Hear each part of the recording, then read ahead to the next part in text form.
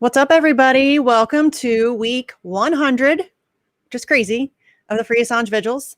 We have very special guests today, two. One's like a sneak peek later, or like a little sneaker in later. But before we get to guests, let's go over the numbers for today. So we have 3,821 days of illegal and arbitrary detention for Julian Assange. 785 days since Assange was trafficked from the Ecuadorian embassy after being sold to the U.S. and the U.K. for a $4.2 billion loan from the IMF to Ecuador. 148 days since Vanessa Breitzer's January 6th ruling denying the bail after ruling in his favor on extradition on January 4th and actually ordering his release, then decided that he is not worthy of bail, which is fun. 1,447 days of federal incarceration for whistleblower Reality Winner. We just interviewed her sister, Brittany. You guys should go back and watch that if you missed it.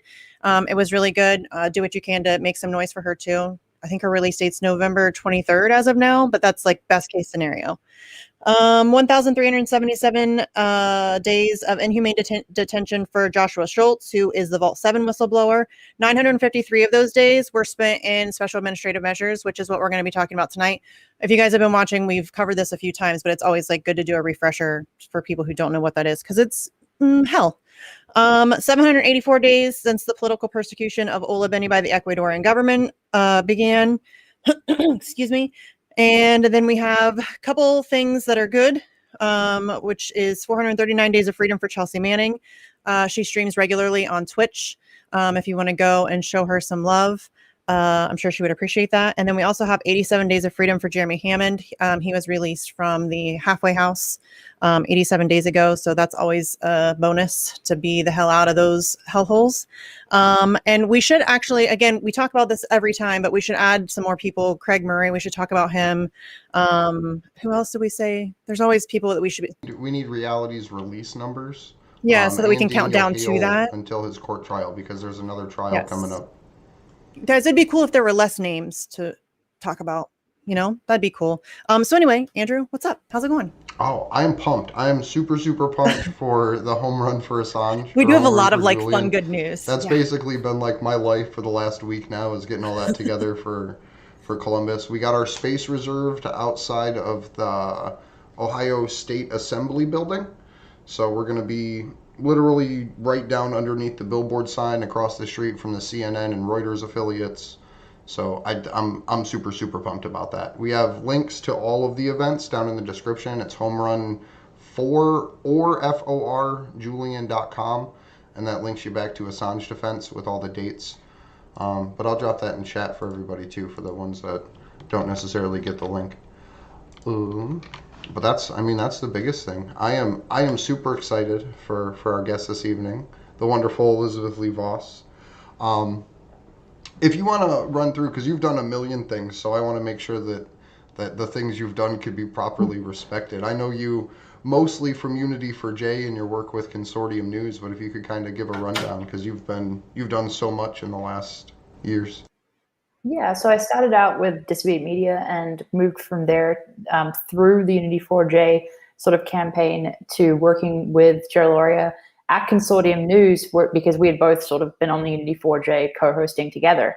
And so we moved over to co-hosting Consortium News' live webcast, CN Live. So we've been doing that for, I think, over 2 years now, or around 2 years, since summer of 2019. And other than that, I've been doing freelance journalism, like just, written reports and that kind of thing, but they've slowed down a bit because I entered grad school last fall, in the spring, brain dead. So so I've been a little slower, but I'm getting back into writing right now, and I have some projects that'll come out in the next, month or so. Yeah, and actually, I don't know if I've ever told the audience this story. You may not even know, I'm not sure, but like you're like hugely influential into why I even do this. Andrew will tell you, it took forever for anybody to get me on camera. I did not really want to do it at all. I agreed to do it drunk at a Jimmy Dore show. And then the next morning, instantly regretted it. It was like, oh, I actually said that out loud, right? But it took some coaxing. But like you and Caitlin Johnstone, Taylor Hudak, you, like the three of you especially, were very encouraging and supportive when I was like freaking out about like, I don't really want to do this, and why would anybody give a shit what I have to say? So that's like, yeah, you were like really that was cool, like, you know, just to be so supportive. I talked about this with Sabrina from Savvy Sabs, and like we need more women supporting women, I think, in media. You know what I'm saying? Absolutely. I totally know what you're saying, and I totally relate. I do the webcast with Stan Live, but I'm not the most comfortable in front of the camera. I kind of hate it as well, but you do what you got to do. But you know, I mean, I'm much more comfortable writing, so I 1000% understand. But the thing is, it's like so many people don't have the time to really sit down and read as much as they would want to, and so I think a lot of people find these like webcasts way more accessible. And so I'm glad that you're doing a thing, and I'm flattered that I had, you know, I was able to encourage you. That's awesome. So yeah, that's my little fangirl Elizabeth Lee Voss story. Yeah, no, it was really your work at Unity I frequently 4J that fangirl got about people who are Action on for my Assange shows. It's started. kind of embarrassing, but it's just a thing I do. Well, I feel the same way about Caitlin Johnstone. Like, I don't think I would have Yeah. started writing myself if she hadn't. Yeah, been. she So, was like, another yeah. one. I know what you Super mean. supportive and encouraging, and yeah, like she pops by my tiny little live streams chat every once in a while and like says hi, and she's just cool. She's the best. Yeah, Yep. she is fantastic. But on that note, should we ruin everybody's night and talk about special administrative measures? I think we should. So Elizabeth has agreed to come terrible. through this terrible, wonderful, horrible journey of the U.S. domestic torture with us. So I appreciate you doing this. It's not a topic most people even know about, let alone if they do willing to talk about. So I have. I'll put the report into chat for everyone before we dive into this, but it is in the link as well. This is from the ccrjustice.org, and it's basically an examination. I believe it was through 2017 of the use of special administrative measures, which is a domestic torture program used against inmates pre-trial as well as post-trial. So we get to dig into all of this fun stuff. Do you want to kick us off with the intro, Misty? I'll screen share it up to make it easy for everybody. Hold on, wrong screen. Get it together, Andrew. You were a doing lot. so good. I was so prepared, right? You were. You guys can see that, right? Yes. Okay, cool. Okay, so introduction to U.S. domestic torture, special administrative measures, otherwise known as SAMs. SAMs are the darkest corner of the U.S. federal prison system, combining the brutality and isolation of maximum security units with additional restrictions that deny individuals almost any connection to the human world. They prohibit social contact with anyone except for a few immediate family members and heavily regulate even those contacts. And they further prohibit prisoners from connecting to the social world via current media and news, limiting prisoners' access to information to outdated government-approved materials. Even a prisoner's communications with his lawyers, which are supposed to be protected by attorney-client privilege, can be subject to monitoring by the FBI. The U.S. Attorney General has sole discretion to impose SAMs, and a prisoner lacks the most basic procedural protections to allow him to contest the SAMs designation.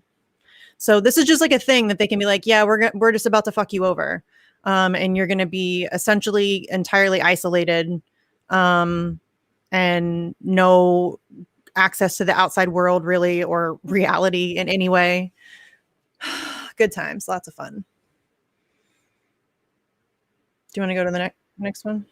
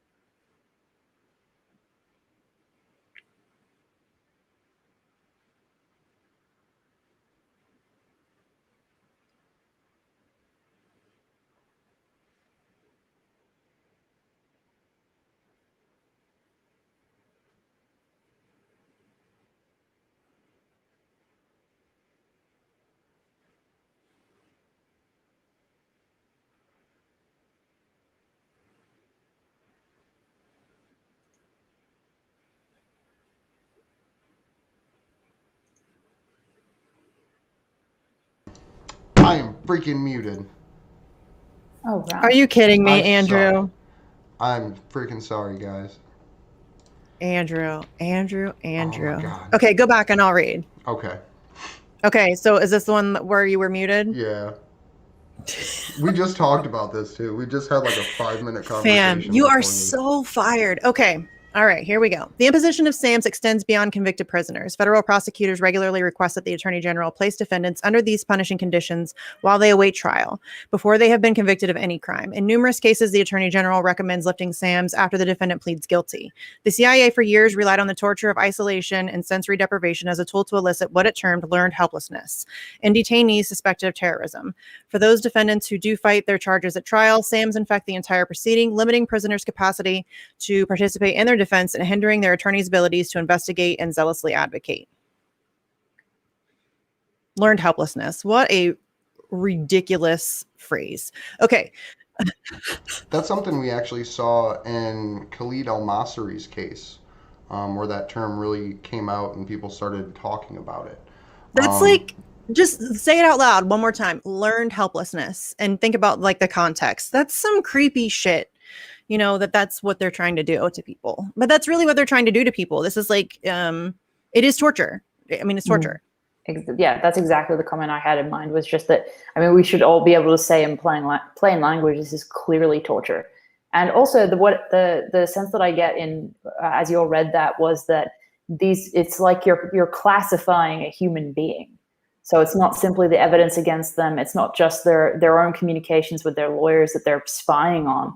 It's that any communication this person has with the outside world is classified, and in addition to the isolation that you would usually have under solitary confinement or that kind of thing.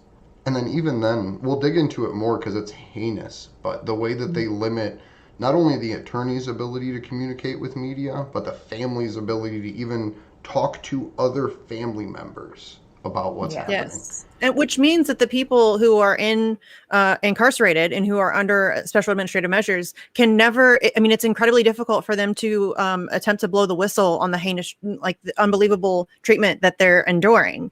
So this is, it just makes it all so much easier for them to do in secret.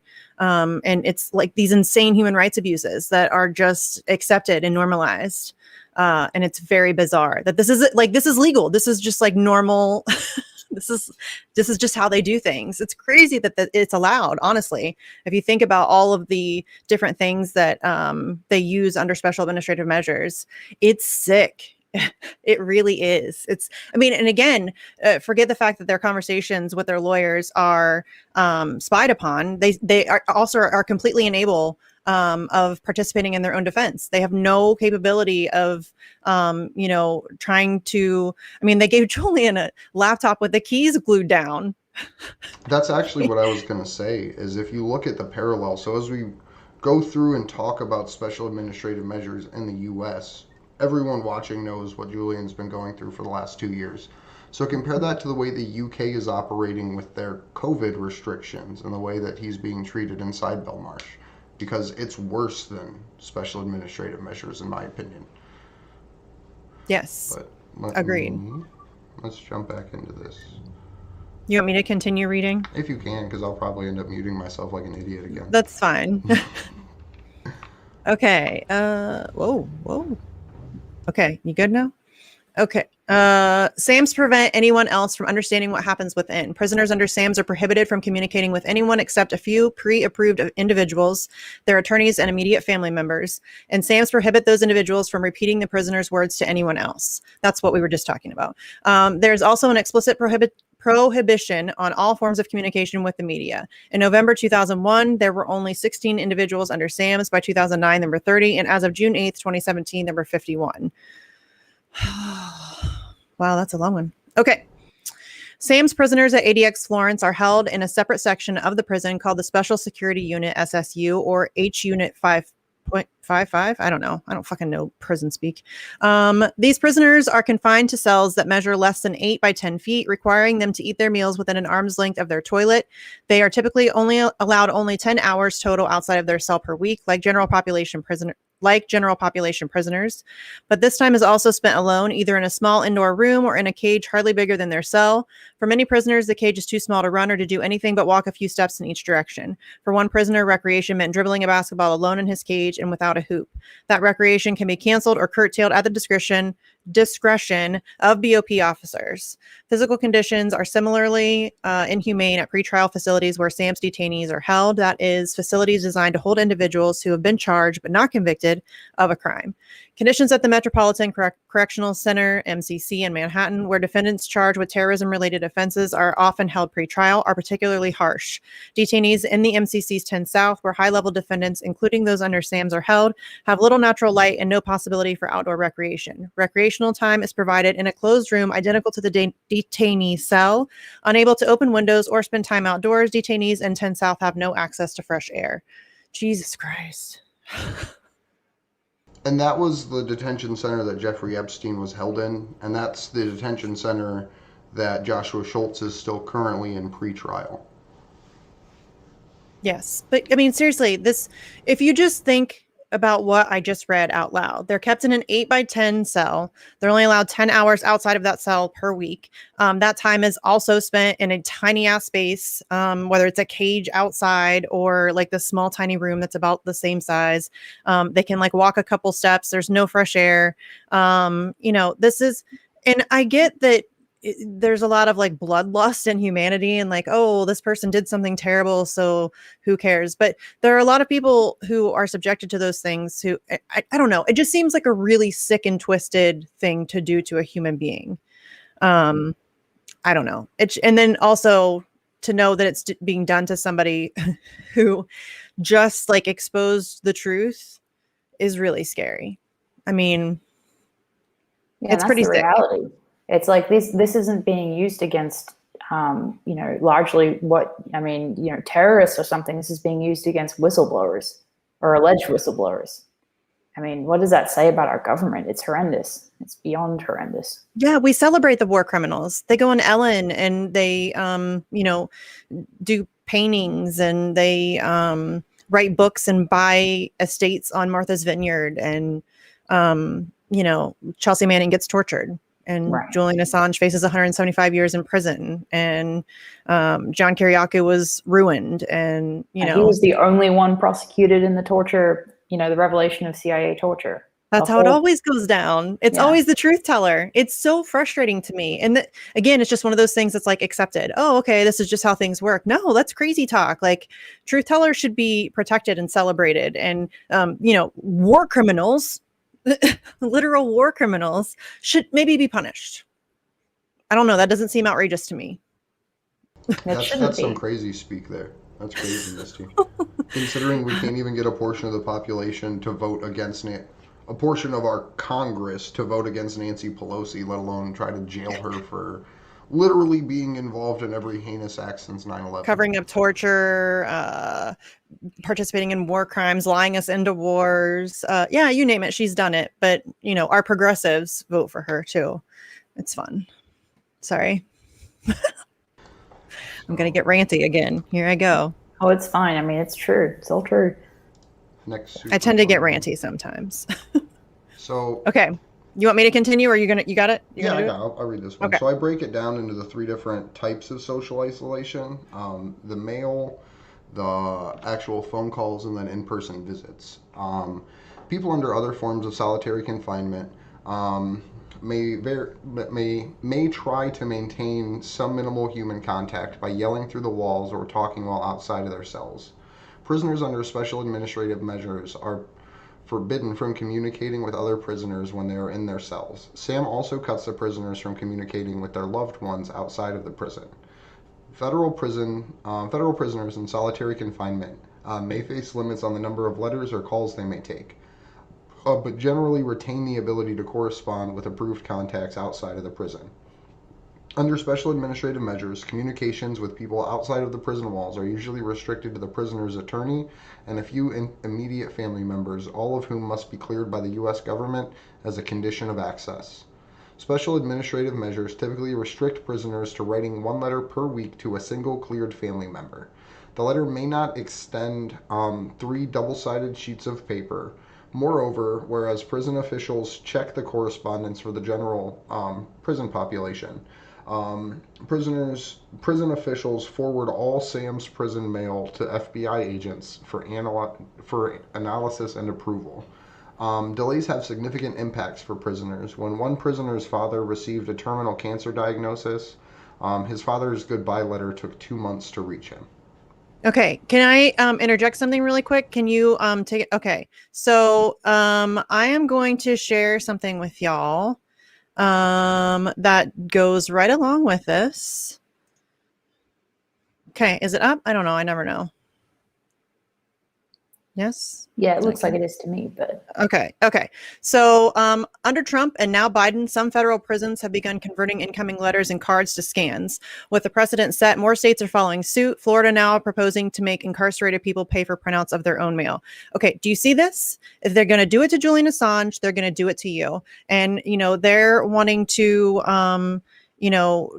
do all this stuff with their mail. I mean, they're going to do it to everybody. This is why I don't see, here I go getting ranty again, but this is really frustrating to me. According to the rule, any routine mail sent to prisoners will be processed and reviewed by a third-party vendor, which will then scan in the content to electronically provide via tablets or shared kiosks to people in prison. Although recipients can reprint the photocopied letter or photo, it's at a cost, 25 cents per page or $1 for a page in color, according to the agency's contract with JPay Inc., which currently provides the tablets. This is using normal communications between people in prison and their family members that both help them maintain their humanity and dignity, and now charging people extra money, Miller said. We should not be charging them to save a letter from their mother. This is dehumanizing and it's completely unnecessary. It absolutely is completely unnecessary. It really is. Well, and it opens up a lot of really nasty type of questions, like how do you know that your own mail hasn't been doctored in some circumstances, depending on who you are as a prisoner and how important the message might be. I mean, what if letters to and from your lawyer get doctored? I mean, there's all sorts of questions that raises. Yes, and the fact that they're even scanning them. The fact that they're scanning your letters and keeping records of them, that they shouldn't be able to do that under any circumstances. That's not okay. And then that you have to pay to read your own mail. That's ridiculous. I mean, that's really just another form of just disgusting exploitation, but another form of torture, because not everybody's going to be able to afford to read all of their stuff. And that's kind of a lifeline to people who are incarcerated, being able to hear from people, their family members and their friends, and have connections to the outside world. Like to take that away, that's just extreme isolation. I mean, Definitely. I know we just said it, but it really is torture. Absolutely. Yeah, it's gross. So, phone calls. SAMs include severe restrictions on prisoners' phone use. ADX Florence limits all prisoners to 2 15-minute non-legal phone calls per month. Under SAMs, prisoners may be restricted to just one such call, whereas other prisoners may generally call approved contacts. SAM's prisoners are limited to authorized immediate family members. In practice, prisoners face numerous obstacles in actually speaking with even those family members because they may only call phone numbers that have been cleared and approved by the FBI. SAM's prisoners' calls are subject to heightened scrutiny. An FBI agent must contemporaneously monitor calls. Furthermore, should the agent decide that the conversation is veering into prohibited topics, he may terminate the call immediately without warning. Prohibited topics have included questions like, what's going on in politics, or even, what's the weather? What's the weather? We'll get you disconnected from talking to the very few, generally just your mom, dad, and a sibling that have permission. That's dangerous talk. That's violence, Andrew. Asking about the weather is violence. Everybody knows that. Can't talk about it. It's ridiculous that there's this level of control over mail and conversation. It's not great what's happening. And there, like I said, I just showed the new thing that they just put out about, it's not really new, but the fact that they're doing it to everybody. It's not just Julian Assange. It's not just whistleblowers. That's really just the example that they're using to make this possible for them to do to all of us, really. And it's just getting worse. And But this yeah, doesn't especially even include talk about, because modern prisons, right after coronavirus, they updated all their communications. So you can now pay like $15 a minute for a live FaceTime conversation from a cell phone, or I think it's like $3 per text message or something like that, at least here with the people I know that have been affected. So I'm guessing that Sam's prisoners wouldn't even get access to basic things like that, being able to text a loved one or have a FaceTime chat, no. even though the normal prison populations have to pay money for it and have access to it. Well, didn't they say that Julian has to like to do video calls? The wait is extremely long, and I don't know that he has to pay for it. I'm sure that he does in some way. I don't see why he wouldn't have to, but yeah, but like even just the wait. I mean, especially in a time of where everybody's locked down, and he can't have visits with his family. He hasn't been able to see his lawyers in months. It's and then to isolate them even further by not providing adequate video chats during something like a lockdown, or like we've asked Stella, like, is he getting mail? Because a lot of people write to him, and she said that we know that he's getting some. There's no way to know that he's getting all of it. Like, so yeah, it's very dangerous, like this level of control over people, and just like the blatant torture. They're just doing it right out in the open. I mean, it's clear and obvious torture. And again, it's just amazing to me that they've been able to normalize it to this degree. Yeah, and I mean the barriers to communication that we're looking at with mail and phone calls. I mean, that just compounds the already torturous level of isolation that the prisoners are undergoing in the prison. And I mean, we know there are lots and lots of studies that show that after about 2 weeks of near total social isolation, it's like solitary confinement. You undergo permanent brain alteration. Like, this is really serious. The United Nations has said that it's torturous to put somebody in solitary confinement for longer than 2 weeks.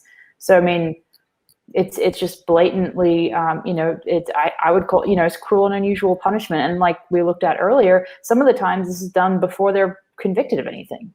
This is before trial. So yes. It's amazing. Again, it's amazing that they have managed to get to the point where this is like just completely normalized and people just accept this.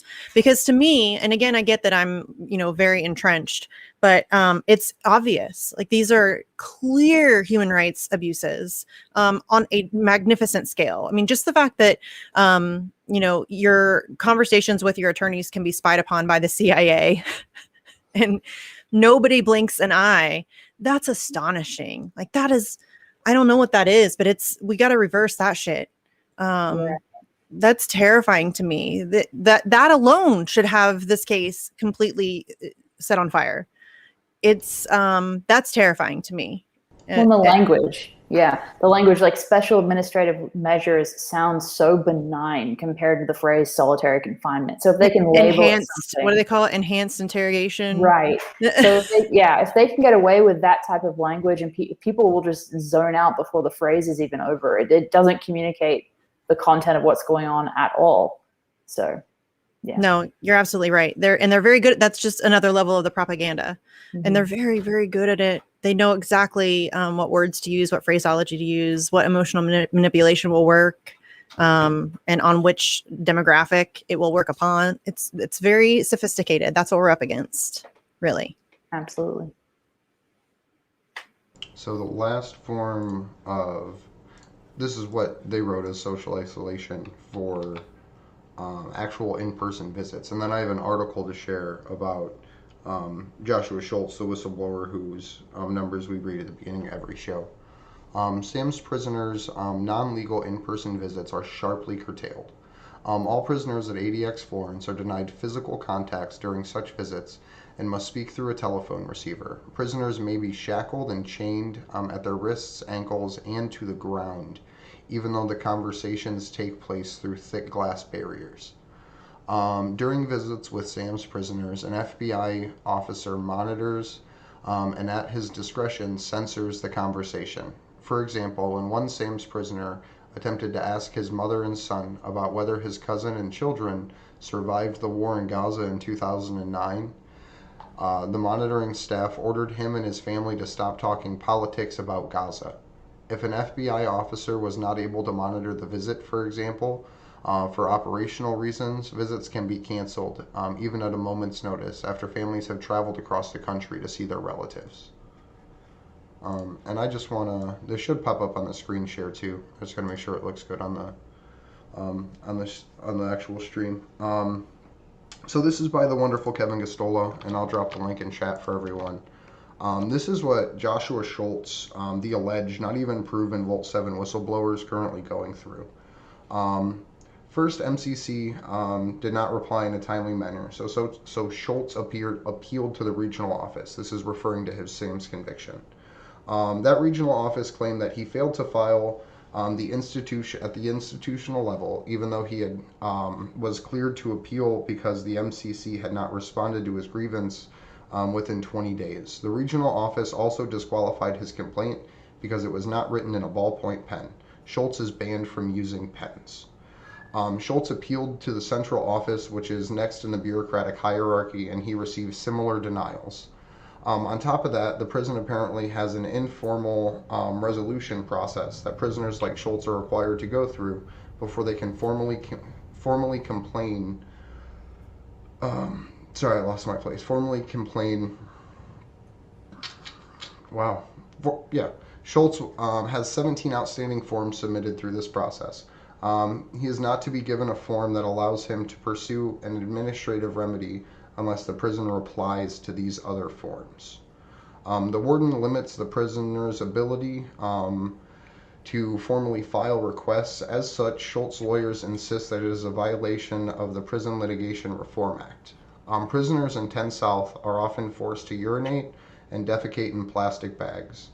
During visitation, inmates are moved to a 6 by 6 foot cage. Instead of taking the inmate back to his cage after visitation, which would be logical, the solitary housing unit's lieutenants take the visitors back first.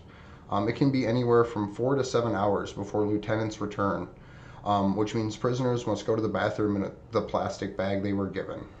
Systemic abuse and mistreatment of SAMS prisoners played a decisive role in Judge Vanessa Breitzer's decision to deny the U.S. government's extradition request against WikiLeaks founder Julian Assange. He would likely be placed under this kind of restriction that Schultz faces if the U.S. prevails and brought him to the country for a trial of espionage charges. And that story about Joshua Schultz, so I literally just go to that article and hit Control F and type in bag to find that section, because Kevin writes beautifully long pieces, like eloquent pieces, but just that section about a human being being forced into a dog kennel outside for 5 to 7 hours and forced to go to the bathroom in a bag is absolutely heinous. Like, that is, and to know that they're most, like, making them using do the that restroom intentionally is the most basic right as a person, and even that is denied to these people.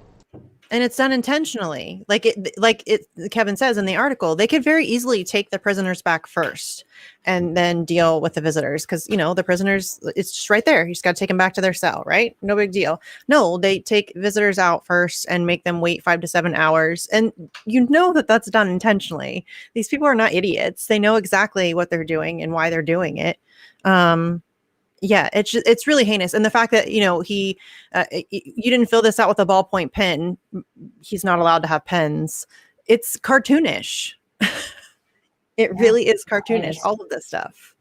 And it's obviously it's intentional, and obviously the intent behind it is that they want to discourage these prisoners from having contact with visitors. That's very clear. That it becomes a torture session just to see people from the outside world, whether that's family or anybody else, or whoever's allowed to visit them. Yeah, if you had to deal with that every time you had a visitor, you might start to think twice about having visitors. Mm-hmm.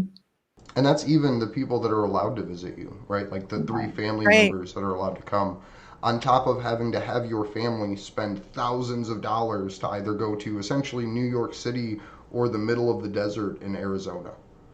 both of which are not cheap, are not accessible to most people.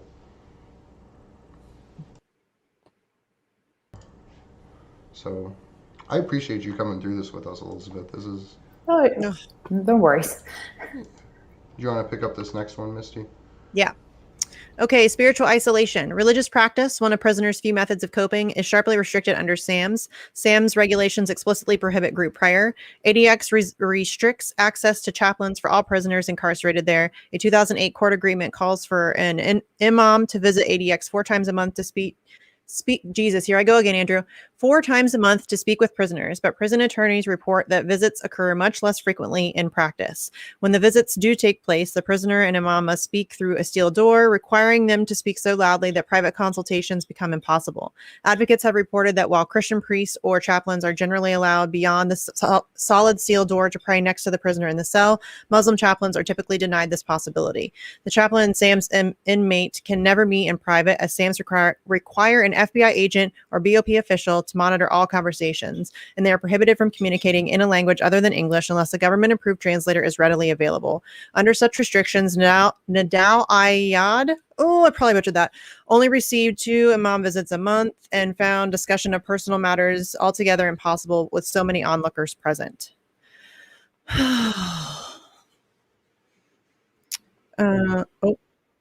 Okay.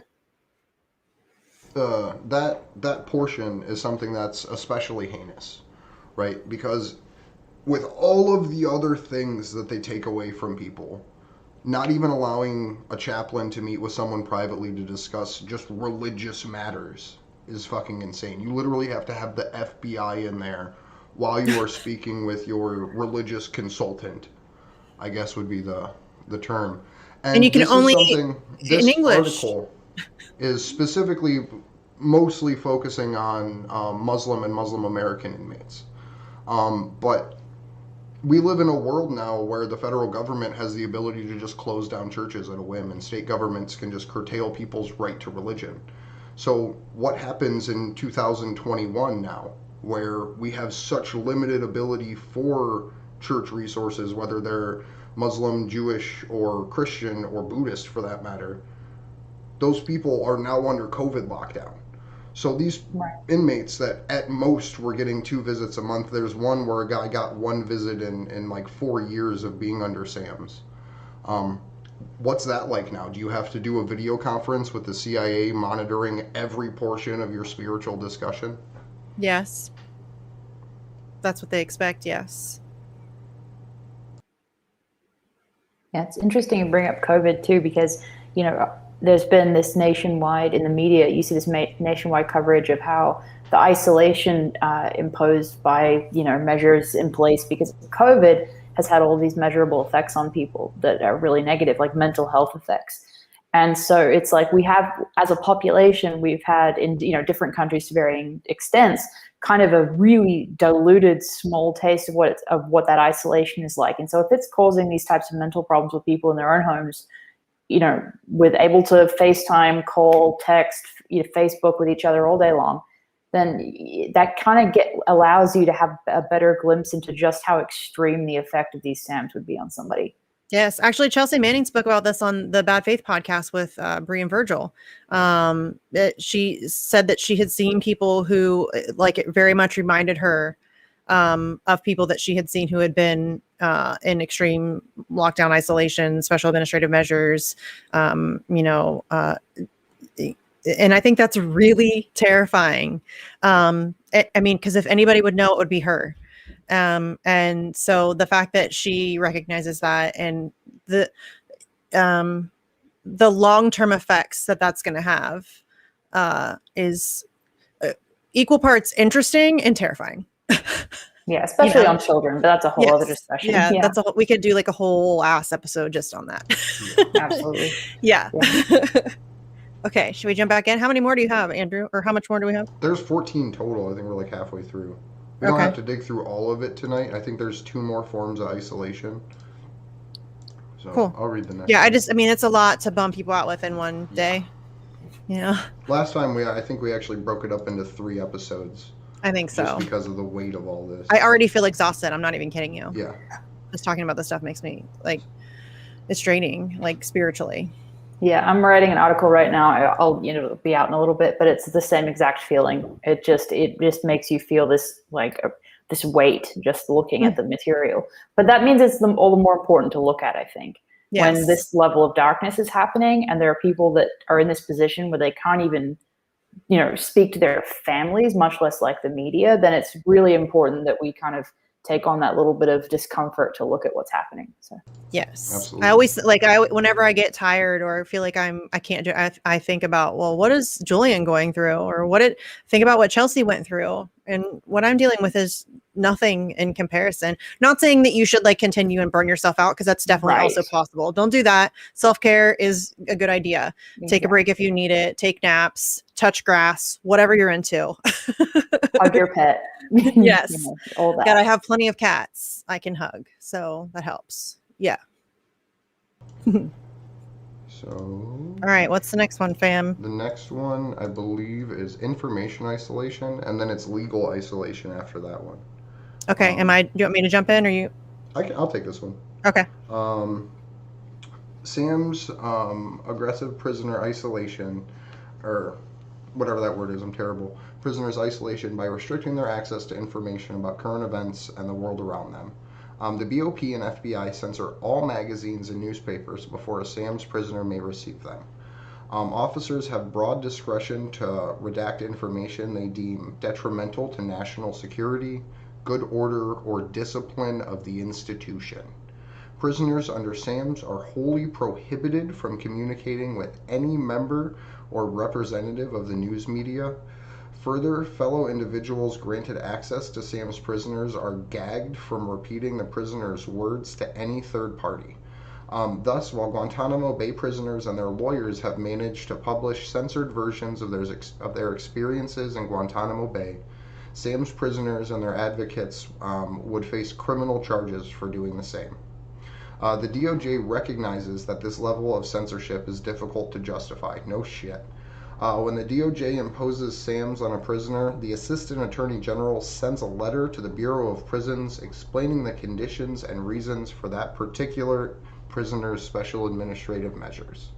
In every letter that the BOP has released, the Department of Justice has conceded that eliminating the inmate's access to media may be an excessive measure except in the most egregious of circumstances.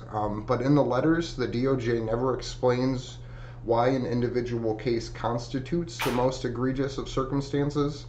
Instead, the DOJ provides a boilerplate explanation that restricting the prisoner's access to the media would help to interrupt communication patterns the inmate may develop while with the outside world. The DOJ does not explain how reading an uncensored version of the Times magazine might allow prisoners to develop such communication patterns. And the whole point of this is that there's no thing that they're even forced to justify. People under special administrative measures have, I think it's a minimum of 3 to 6 months before they can even start to try to appeal. And even the ones that successfully get past all the bullshit that Joshua Schultz is going through right now don't even really get that review process until after a year or 18 months, in some cases 2 to 4 years of these measures being imposed on them.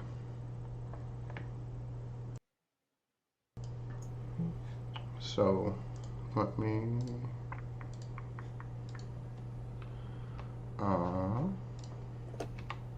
legal isolation.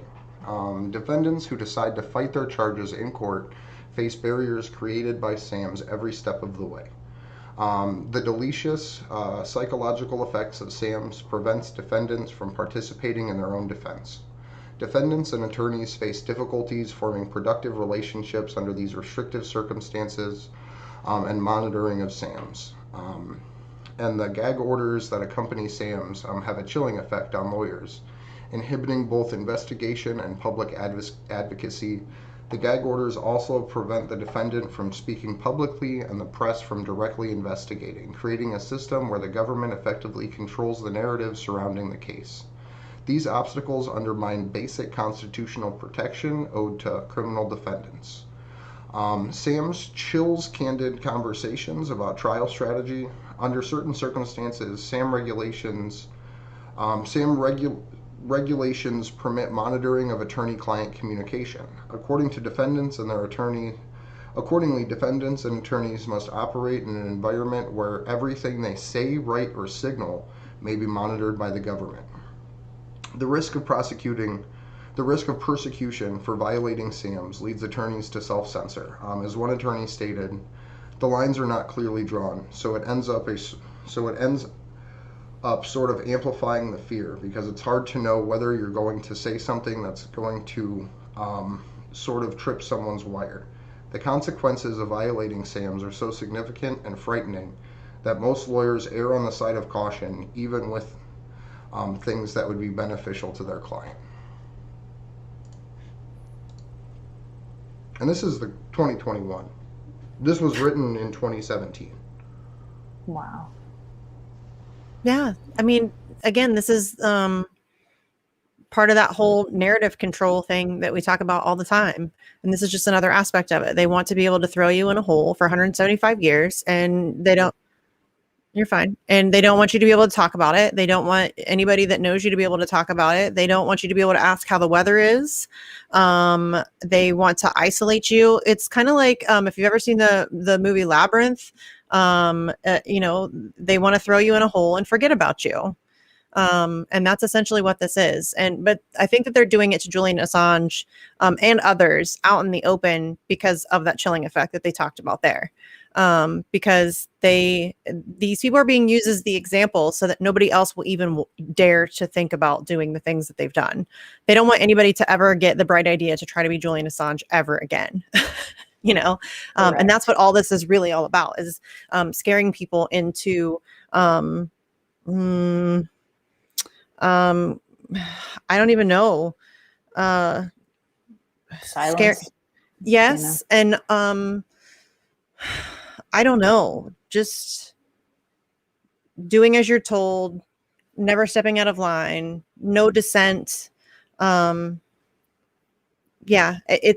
really scary because it seems like it's just been, I think that they've done such a very brilliant job of chipping away at it little by little. And the cliche manufacturing consent for this stuff, that we've kind of been slow walked into our own demise on this.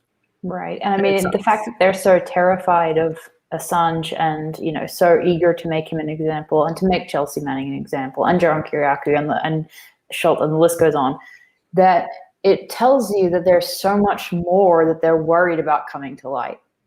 That there's a reason that they want to make sure that it never happens again. And I think that's important to remember as well. Well, just look at the things that have been exposed. That's what we know about. Imagine the insane things that we still don't know about. Because these are just the times that somebody was unbelievably courageous enough to expose it. And what do they say? Where there's one rat, there's 100, or where there's one, I don't remember whatever it is, some dumb old saying that they have, but that's really what it is. Like, just think of the things that we absolutely know for sure and multiply that by like 1,000, and you may be approaching the level of depravity that is done in our name daily. So yeah, I mean, they want to prevent any of those other things from coming out, and they will do anything really to accomplish that. Definitely. And I'm sure you guys have talked about this many times before, but it's just worth mentioning in the whole discussion around SAMs that in the extradition hearing for Assange, it was basically said that the CIA would play a role in administering SAMs, or that they do. And we know that in the UC Global case, the CIA was spying on Assange and his lawyers while he was in the embassy. So there's this whole, broad spectrum in which this is so relevant in the Assange case specifically, but also, as we're discussing, horrifying in terms of lots of other whistleblowers and other people. So actually, I only have 2 slides left about like another formal lawfare that they use, but I think it's terrifying, right? So Julian over in the UK was denied, the US was denied extradition because of special administrative measures. Even though there was an extended conversation about how the US was trying to reframe it as it's not solitary confinement, it's administrative isolation, And the judge literally was like, "It's the same fucking thing. Like, you can't hide that." In colloquial British terms.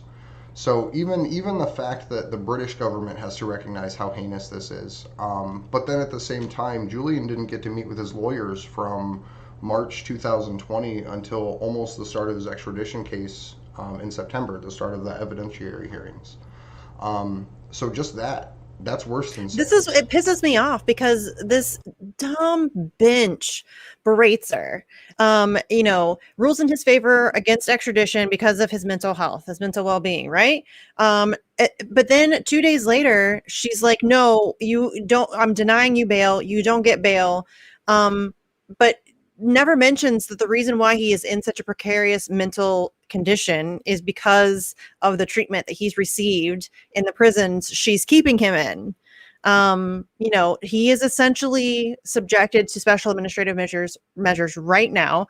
He's been subjected to psychological torture for years. And then she's like, no, you can't be extradited because of your mental health, but we're going to keep you in those same conditions that caused your poor mental health. It's so ridiculous and like out loud ridiculous. It's really frustrating that again, nobody talks about that either. They're like, oh, they denied extradition. Yeah, but he's still in prison. He's still in a supermax prison, surrounded by the worst of the worst in unbelievably terrible conditions. He spent the entire winter without proper heat or warm clothes. He had to insulate his window with books. He's in an 8x10 cell 23 hours a day or some craziness. He doesn't get to see his family, rarely gets to see or talk to his lawyers, can't participate in his own defense, is in complete isolation. He has an underlying health condition, and we're in the middle of a pandemic and they won't give him compassionate release. They sent a bunch of COVID patients to his ward. I mean, it's just one thing on top of another, on top of another, on top of another. And nobody talks about all of these. I mean, I just rattled off like a dozen legit human rights abuses, like off the top of my head. And nobody talks about that shit. I don't know where I even started that rant or how it ended up where it just did, but there you have it. I really don't know what I just talked about. No, you summed it up really nicely. And I think that is, you went to the bigger picture that nobody ever really seems to talk about it outside of the independent media. There's just no coverage of that whole, like I said, bigger picture in, CNN, MSNBC, whatever outlet you go to, Washington Post. When they talk about the case, it's always like, oh, he's accused of hacking a computer, which is inaccurate to begin with. And then they just talk about the verdict. They don't talk about the conditions he's in at all, or the history of that at all. So. No. And that's when they talk about it, which is very rare. Right. I mean, forget the fact that they always cover it wrong. They just really never cover it. It's very rare. Very, very, very rare. I mean, what did they, I forget who we had on, but somebody told us that they covered Johnny Depp's court case with his ex-wife 4 times in one day. And that was, they covered the 3 weeks of hearings in September 4 times, the entire 3 weeks. And yeah, I think if I remember correctly, one of the biggest days they reported was when like the Berater told Assange to basically shut up because he had exclaimed, I think, in response to the, oh God, I'm blanking. But yeah, he said he exclaimed and she basically told him shut up. And that was all the press was talking about for like. He spoke out twice. One was hours. Because al-Masri was silenced. They weren't going to let him speak and he was not having that. I forget what the other one was about. Do you remember, Andrew, what the first time he like yelled out in court? I think it was when the prosecution was discussing the introduction of evidence, and it was around like the idea that only certain pieces of the WikiLeaks releases would be admitted into court, that they wouldn't, that it was only the releases that had information about sources, and Julian like shouted out like, that's ridiculous or something like that, and that was where Vanessa Berater tried to scold him the first time. Yeah, but I mean, he spoke out a couple times. I mean, when he spoke out because of the al-Masri thing, that was, that like gave, like, I was encouraged by that. Cause I often worry about how he is, and just seeing that fight, that was encouraging. So I don't know if that makes sense, but like I just don't want him to like, I don't know if it makes sense, but like give up. You know what I'm saying?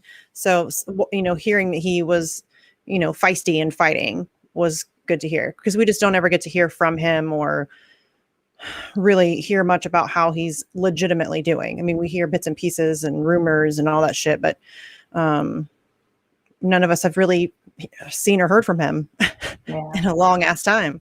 Well, and the other thing is that, it was in defense, again, of somebody who was, for lack of a better term, it was an innocent that was, horrendously abused by the US government. And so it's just one of those times, again, contrary to the prosecution's arguments, contrary to the presentation framing by the media that Assange was somehow careless with, the people that were discussed in documents or, victimized people or anything like that. He seems to definitely get fired up when basically going to bat for other people, even more to an extent than himself. So, yes, agreed. Yeah, no, almost any interview that Julian ever gave, he would shout out other whistleblowers that were in terrible situations. That's one of the inspirations for the numbers, is the fact that Julian never made it about him. Yeah. I've noticed that that's kind of a trend amongst whistleblowers, and because Craig Murray does the same thing. If you ever listen to an interview with Craig Murray, he's always talking about somebody else. He will tell you to donate to Julian's defense fund before you donate to him. He never asks for help. Dude's like embroiled in his own very serious legal battle. He's facing months in prison for journalism. He has an infant at home. He has medical conditions. So he's like in his own shit, and he never missed a beat covering the Julian Assange case. I mean, every single day he was doing like a what's the word I'm looking for? Like a summary, I guess. Every day of the 3 weeks in September, he had like a daily summary of what was happening. And I mean, we've seen it with other people. I mean, look at what Chelsea Manning has done, and is constantly helping other. John Kiriakou does the same stuff. It's kind of a trend where they all are very modest, I guess, or not self-involved, or they go to bat for victims. And I don't want to use like victims in a sense where people are powerless, but people who have been victimized by the state in some way. And I think Assange is a journalist and not a whistleblower, but his whole motive was to protect whistleblowers and to really make it genuinely anonymous for them to submit information. And, if the whistleblowers like Manning, like John Kiriakou, I would argue are motivated to begin with to risk themselves to go to bat for other people that are being victimized by these torture programs, by, drone programs, by all of this stuff. So that kind of fits the personality profile in general, is that you're more concerned with other people's well-being than you are for your own safety to an extent. Definitely more than your career. Yes. Well, there's I think my favorite Assange quote is I like to protect the vulnerable or defend the vulnerable, and I like to crush bastards. Yeah. And I love that quote. Like that's a great one. That is a great one. And he's crushed some bastards. We need to crush them more. They've done a really good job at protecting themselves while demonizing him. And again, it's something we need to reverse quickly. Absolutely. I think we're doing it though. Like, we've seen over the past, we talk about this all the time, really since September, the support for Julian Assange seems to have grown a lot. I mean, it's a lot more public. It's a lot more, it's not mainstream, I wouldn't say. But I'm seeing a lot more. I mean, like the Eve 6 dudes will retweet Julian Assange stuff. And I just asked them to retweet our Billboard fundraiser, and they did it happily. They got shit for it. You're going to get shit for it. I don't think they care though. I don't think the Eve 6 guys give a shit. Jimmy Dore has helped retweet our stuff. He's been a longtime supporter and advocate for Julian Assange. But I think we're starting to see more and more people become, it's so lame to say, but become comfortable talking about it, which is so lame. But again, I welcome those people. Like, you're lame for taking the song, but welcome aboard. Right. Exactly. We need you. Exactly. So welcome aboard. but yeah, it is just depressing that it's taken this long for people to start paying attention to what's happening. And I get that the propaganda campaign was very effective, and made people think a certain way or feel certain things. But we're really just out of time. Like, we're so close to losing pretty much everything, because the fight over information and truth and reality, and against propaganda, to me, I can't think of anything more important. It impacts everything else we want to do. So yeah, it's just frustrating that more people don't get that, I think. But I mean, we're getting there.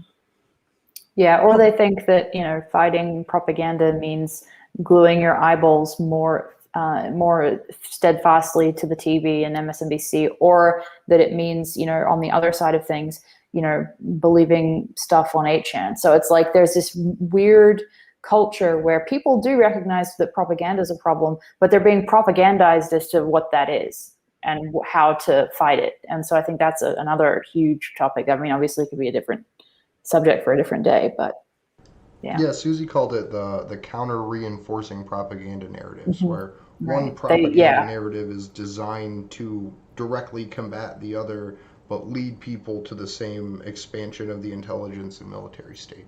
Russiagate and QAnon, you mean? Yeah, I totally agree with that. Yeah. So we have 2 more slides that we'll power through. One of them is only just a list of horrible human rights violations. Do you want to pick this one up though, Misty? Yeah. The DOJ inflicts these draconian SAMS restrictions on individuals before they are ever convicted of a crime. According to the former UN Special Rapporteur on Torture, the practice of solitary confinement during pretrial detention creates a de facto situation of psychological pressure, which can influence detainees to make confessions or statements against others and undermines the integrity of the investigation. Research has shown that people detained prior to trial are more likely to plead guilty than those who are released pending trial. 185 SAMs exacerbate the already coercive effects of pretrial detention by depriving prisoners of virtually all contact with other living beings, and they may remain under these restrictive conditions for months or even years pending trial. The coercive nature of these harsh conditions is no accident. Experience shows that the DOJ uses total isolation as a tool to break people, just as the CIA does during its detentions. Sam says an attorney who has represented numerous clients under these restrictive measures are meant to bludgeon people into cooperating with the government, accepting a plea, or breaking their spirit. Another attorney concurred, noting that everyone knows that solitary confinement is disorienting and dehumanizing. This is no surprise, and this is calculated. This coercion undermines the most basic principle of the U.S. criminal justice system. Defendants are presumed innocent until proven guilty. The government sends a clear message to prisoners accused of crimes related to terrorism. Waive your Fifth Amendment right not to incriminate yourself or face the consequences of SAMs. Dun dun dun. So like evil, comic book villain shit. It is. It's horrifying. It's like it's comically villainous too. Like it's It the is. things that you would read, like what happened in the Middle Ages, and like that there would be some superhero that's like, I'm gonna go free this group of people that has been in a camp in a 6x6 cage for the last 190 or 957 days. It's just crazy. Yeah, it's a lot, man. This is a very short list, not encompassing everything that SAMS violates. But SAMS constitutes impermissible treatment and punishment. SAM violates the right to a fair trial through pretrial punishment and coercion, the right to participate in defense, the effective assistance of counsel, limiting your communications with your attorneys. SAMS violates fundamental civil liberties, free speech, free association, free right to due process, and the right to equal treatment under the law. So that's special SAMS. administrative measures, everybody. That document, I'll link it again. There's way more things that talked about. Yeah, it's very quite involved. So, I mean, if you are interested in learning more about it, which again, like we said earlier, these things suck. It sucks to think about. It sucks to talk about. It sucks to research and look into, but you really should be aware. I don't mean to be preachy or whatever, but you really should be aware of this stuff because, again, like we're seeing, it's coming for all of us. They're going to do this kind of stuff to all of us. They're already doing it to just everyday prisoners, which is a weird thing to even say, everyday prisoners. But they want to charge you to read your mail. And they want to scan it and keep it all on record and on file for you. That's not something that anybody should be cheering on. It's not a good idea. And that's the kind of things that we need to stop. Like this, again, I can't believe that Sam's is legal in, like the land of the free, home of the brave. It's bizarre that this is where we're at as a society. So, Elizabeth, on a similar but not Sam's topic, just to, I don't know, because that's dark and horrifying. This is a question I've asked to a bunch of different guests that we've had recently, but I'd like your opinion on it. Chelsea Manning, it's reported that she was about 1 in 100,000 people that had access to all of this information. The Cablegate, the Iraq and Afghan war logs, the Guantanamo Bay files, etc. Collateral murder wasn't even classified, wasn't even hidden, it was just sitting there.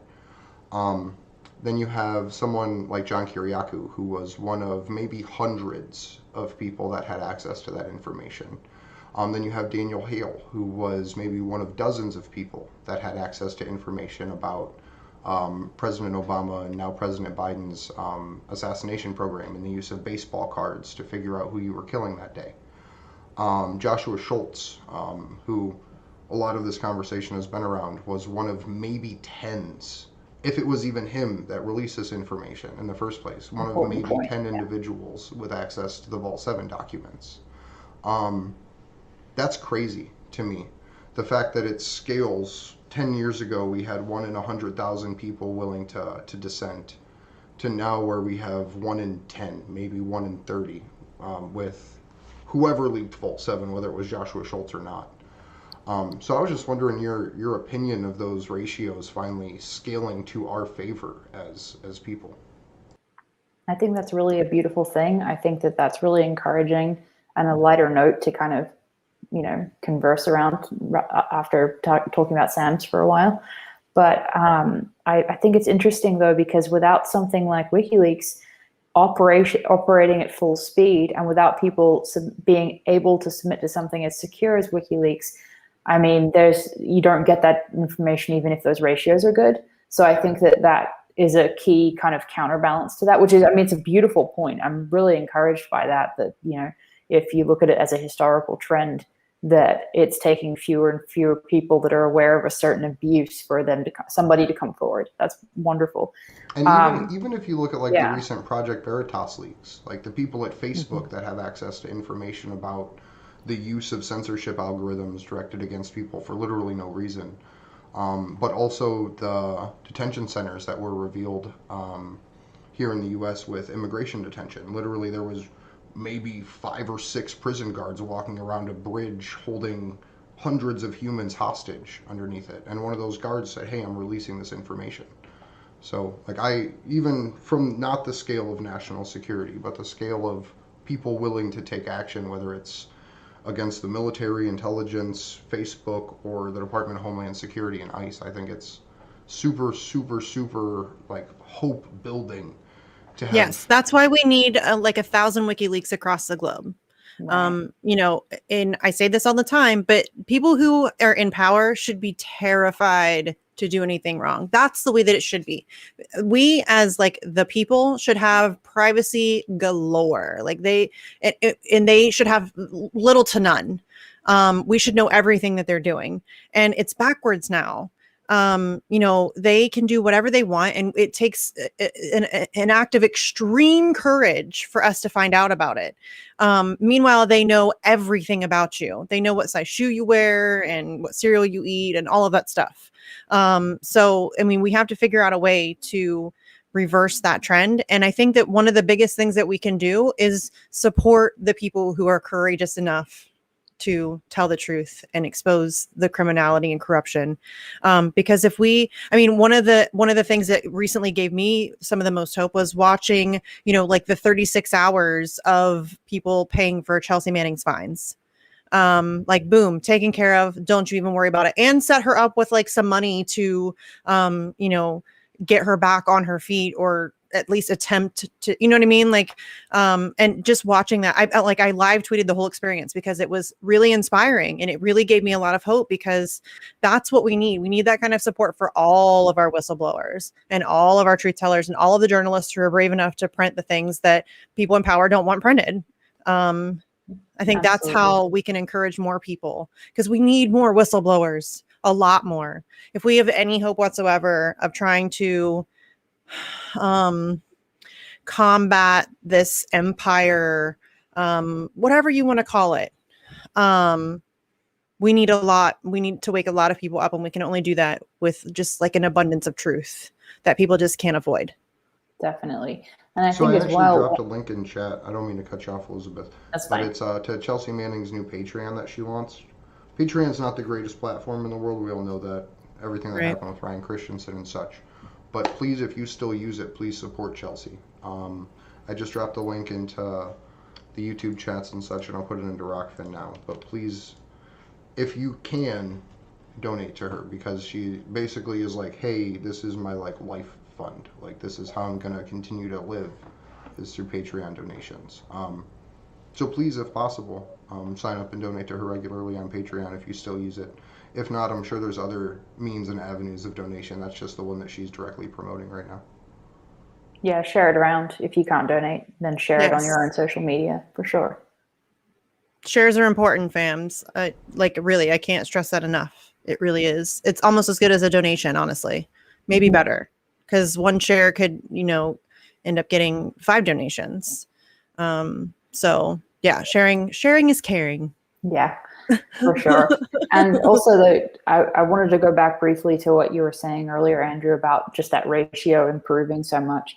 And it made me think that about, like the example with ICE and that kind of thing, about the fact that at least in cases where the whistleblower doesn't have to run up against national security type issues, and it's just they're seeing a wrongdoing in general, I do think also that the rise of the internet, the rise of social media that we've all seen and that the media talks about all the time, that has had an effect too, where if people see wrongdoing, it's a lot easier to broadcast that, to document it in real time. So, when we're not talking directly about like something like Vault 7, if we're talking about something that's more out in the open, then I think that's another really great thing that I also think has scared the establishment deeply. It's not only whistleblowers from within the national security state, it's people documenting the truth on their phone with no qualifications whatsoever and able to share it so easily. And that's why you see a lot of this, what I would call concern trolling in the establishment press, wanting to, clamp down on, shut down the arteries of this type of communication because it's just getting out of their control too fast, which is great. So. Yes, but that's why they're like They hyperventilating. just haven't fully. Well, that's why they're rationalized and hyperventilating, realized trying to adjust and to try to regain some level of control. Like you said, Patreon is a piece of shit platform. Look at what YouTube does. Look at what Facebook does. Facebook is it's terrible. It's terrible. I mean, Twitter's pretty bad, and then Instagram has been silencing Palestinian voices since the last attacks started. So, I mean, I'm going to rant a little tiny bit, but I'm really fucking tired of people pretending that these are private companies. These are not private companies. They are fully intertwined with your government. 100%. These are not private companies. They have lobbyists. They spend a boatload of money buying politicians. They sit on boards that influence legislation. Look at the Atlantic Council and how like Facebook, it's like one entity. Big tech is your government. They own and operate your government. They are not private companies anymore. I know that technically, legally, maybe they are private companies. That's something we need to fight right now because they have way too much power and control, and they control all of the narrative, all of it. I mean, we have like and we've been exploiting it fairly well, I think anyways, but the way that they're able to shove you into an echo chamber and, kick your ass algorithmically. And, they're very good at controlling who you talk to, what you talk about, when you talk about it. It's all very well done. And again, that really, to me, this is my opinion, don't come for me. To me, that's the most important thing, because again, it really does affect everything you want to fight for. If you want healthcare, good luck getting it without the ability to talk about things in a real way and, show people legitimate information. A huge part of the reason why we don't have healthcare right now is because of propaganda. There's a whistleblower from the health insurance lobbies who came out and said, look, I used to write propaganda, misinforming the American public about the Canadian healthcare system. It's what he did. That's what his job was. And that's a huge part of the reason why we don't have healthcare. And that's pervasive across every issue, everywhere, all the time. That's why they fight so hard for narrative control. That's why like 5 or 6 companies own 90% of your media. And that's why they come so hard for independent media. That's why they deplatform and demonetize and smear and slander and all of that stuff, because that they're like, again, they're frantically trying to regain some level of control over social media so that they can have, 100% control over all of your information sources. It's scary. That's scary. These are psychopaths who will not hesitate to lie you into a war, poison you and lie to your face about it, drone strike American citizens with no due process. They're crazy people, and I don't want them controlling all of our information. I really don't. Well, I mean, and then you could have Whitney Webb on to talk about her recent article about the ties between Epstein and Bill Gates and Microsoft and all the Epstein ties, Ghislaine Maxwell family ties with big tech, etc. I mean, it's a big dark hole to look into, but Whitney does a great job of it. But she intimidates the shit out of me. I'm like, I want to have her on my show, but I'm also terrified. And I don't know why. Like, I do this. I like build people up in my head and like scare myself. I'm like totally neurotic about it. But like, she's somebody that like just like, I don't know why. I think it's just because her brain is so amazing and like the way she's able to keep everything straight in her head. I can't do it. Yeah, I could never keep that much information in my head, especially the dates. I'm terrible. Yeah, the dates and all the acronyms and and there's so many like connections to connections to connections to connections. It's a lot. And yeah, but she's great. She's awesome. And yeah, You're right. It's like a cesspool of corruption and psychopathy, essentially. Yeah, Pasta. I don't know if you've actually had a chance to meet Pasta yet, Elizabeth. I don't think so. Super good friend of the show, host of Convo Couch, also on Rockfin. And they do what we do, but for election integrity issues. Yes. Right. Yeah, I follow the Convo Couch. I have not met you, but I have followed, your work, and it's great. So I'm happy to meet you. Just be honest, Elizabeth. You follow Fiorella, but you don't follow me yet. I get it all the time. No, I think I actually do follow way you. Cooler than you, Pasta. Come on, man. I mean, what other Italian grandma out there like me do you have? I mean, one of a kind over here. But really quick, Misty, OH. I-O.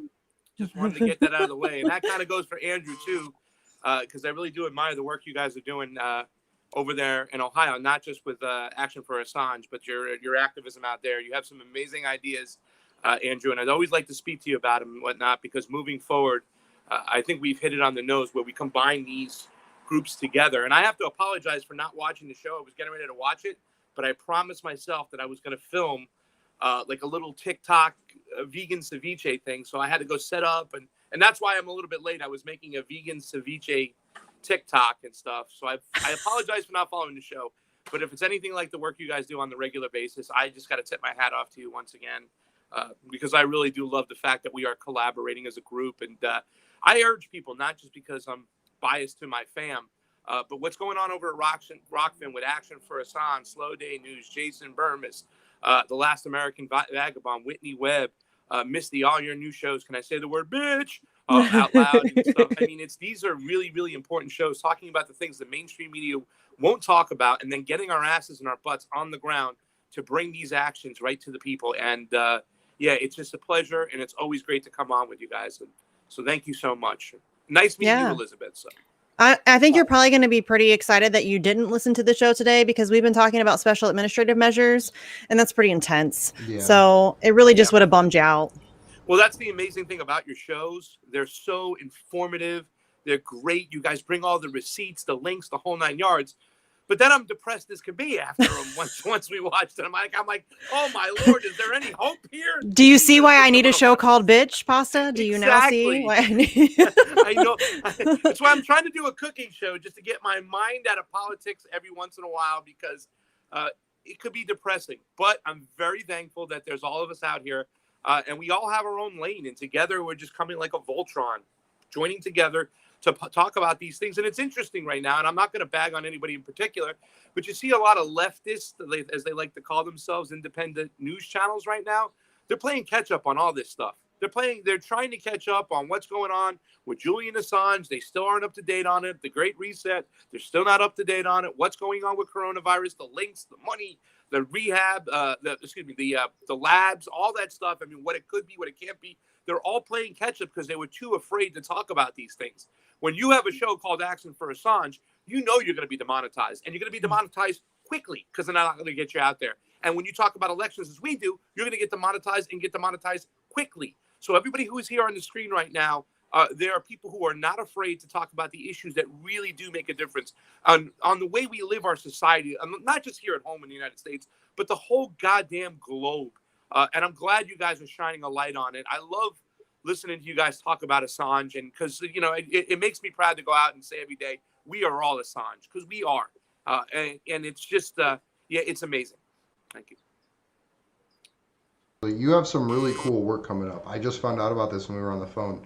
Fee is going to Peru, and that has been successfully fundraised. You were attempting to get over to Georgia to cover the on-the-ground election stuff.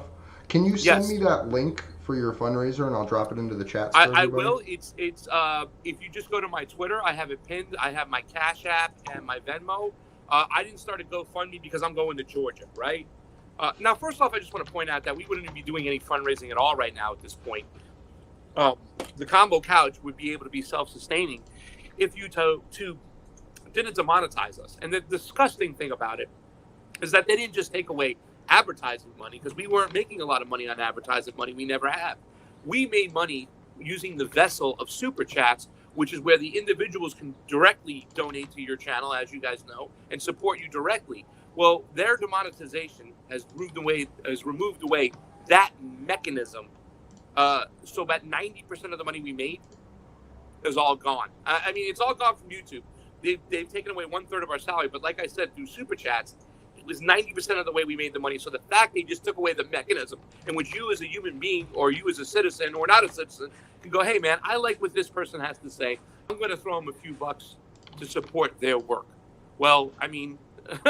You guys don't have to be told. We got a guy sitting in Belmarsh prison right there for speaking the truth. So, yeah, what's going on is Fiorella is going to Peru. She is Peruvian, but she's going there too, more importantly, to cover this election that's going on. It's taking place.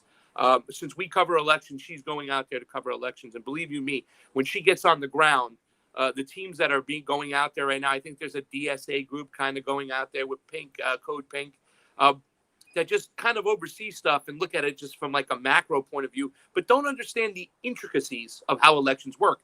Fiorella does. We do at the Combo Couch do. This is what we do. So she's getting on the ground, going to Peru, and this is very important. On Slow News Day the other day, Whitney Webb was on there and talked about the fourth industrial revolution, which is all going to be about minerals and stuff, especially lithium.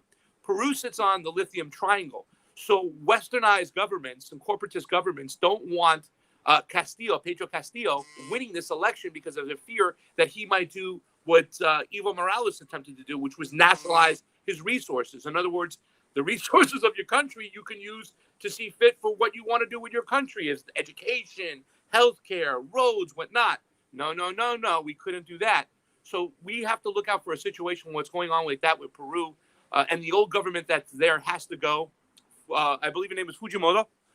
She is running, and her father is actually serving prison time in Peru for his crimes he committed as leader, too, of the country. So Fiorella is getting on the ground. She's going to Peru, and she'll be there for about 5-6 days covering that election. I did a smaller little thing. The reason why I have my Cash App and my Venmo is because I'm going to Georgia. So my ticket's like 25% the price of Fiorella's, right, to get to Peru. But it's very important that I go. In Georgia, when it comes to the audit situation, and I know a lot of people who don't follow this might say, audits? Didn't we already have audits? No, we really don't have audits when it comes to our election systems in America. It's ridiculous. As you know, the Combo Couch did a little fundraiser, and we got on the ground. We went to Arizona to cover the Maricopa County audit, which is great because these audits are something that should happen the way they are happening in every single election out there. You guys know about Ohio, the John Kerry election, and what happened with Bush. And, you know, I believe that was ES&S, the way they have vote flipping programs going on there and whatnot. So they're not going to be able to look at the software in Arizona, and they're pointing that out, and that's something for people to realize. But these audits need to take place. Well, in Georgia, a small little group, and these are activist groups. These are not like the state legislative. In Georgia, it's different. It's this guy by the name of Garland Favorito, who has this group called Voter GA. I believe it's voterga.org. And all they've been doing is putting out FOIA requests, Freedom of Information requests for the poll booklets, for the ballot images on the machines. And now they've gotten to a point where they were in the court the other day where the judge granted them just a week ago, a little bit over a week ago, granted them permission to look at the physical ballots and to make sure they get a higher resolution of the ballot images from the machine. And the ballot images are important because the ballot images are what's actually counted. Your ballot is pictures being taken by the machine, and that picture is counted in the tabulation. So by doing so, he's been able to go out there. He's been able to take affidavits from 6 witnesses now that said during the recount and during the actual situation, they saw ballots that went into the tabulation machines that were not folded. They looked like they had a computer-generated mark and not a pen mark, and they looked like they were on different paper, and they have thousands of these ballots. So now we have 6 affidavits out there, and that's why the judge granted to say, okay, you can look at the ballots, but you can't touch them. And in the Georgia audit, it's a little bit different. The audit real quick, Arizona, I apologize. I'm sorry. I gotta dismiss Elizabeth real fast. I'm sorry, Elizabeth. No, but so that's No, you're fine. You're fine. Yeah. If you could, Liz, just give us some final thoughts and where people can find you. Sure. I think it's such an important conversation about election integrity, but I have to go. So, you can find me on Twitter at Elizabeth, Leavos. I'm on Facebook under my married name, Elizabeth Lee Hindmarsh. And other than that, I write all over the place and for Consortium News. So thank you again for having me on. It was great to meet you. I really care about election integrity, so please continue. Sorry to interrupt. No, it's okay. No, you're fine. Thanks for coming. It was good to talk to you. Appreciate it. Thank you. So sorry about that, guys. No, you're fine. We should have. You're good. We should have done that. We should have done that. It's our fault. But anyways, I just wanted to point out the final thing. The difference in the tabulation situation here with the audit is in Arizona, the actual ballots and everything was given over. A lot of things weren't given over, and that's what they're fighting for right now. But it was given over to auditors who are now independent auditors. They took them to a separate spot, which was the Coliseum, the Phoenix Coliseum, and that's where they're counting them. In Georgia, it's only 150,000 ballots. It's not like 2.3 like Maricopa. But the auditors are not allowed to touch the ballots, so they have to go to where the ballots are at and somehow come up with a work plan where they can look at the ballots without touching them. Now, here, check this out. I don't know if this is a good thing or bad thing, guys, but you'll like this. The person they had who testified in the court the other day to say that if they look at the ballots and got a better resolution, she actually worked for DARPA for 15 years. So I don't know if that's bad news or it's good people. Like, we're taking the skills that DARPA had and using them for the power of the people. But that's what's going to happen with the Georgia audit, and that is going to be coming up. So I'm going out there to talk to all those people, and I am very excited about that. So. Yeah, that's amazing. Both Fee going to Peru and you going to Georgia to cover election integrity on the ground. That's what, I mean, I say it all the time, support independent media. This is the kind of shit that we need. People who aren't worried about clicks and subscriptions and following narratives, who are just genuinely looking for the truth. And, you talked about the fact that, YouTube demonetized you guys and like took away a third of your income. I mean, I liken that to like economic sanctions on independent media.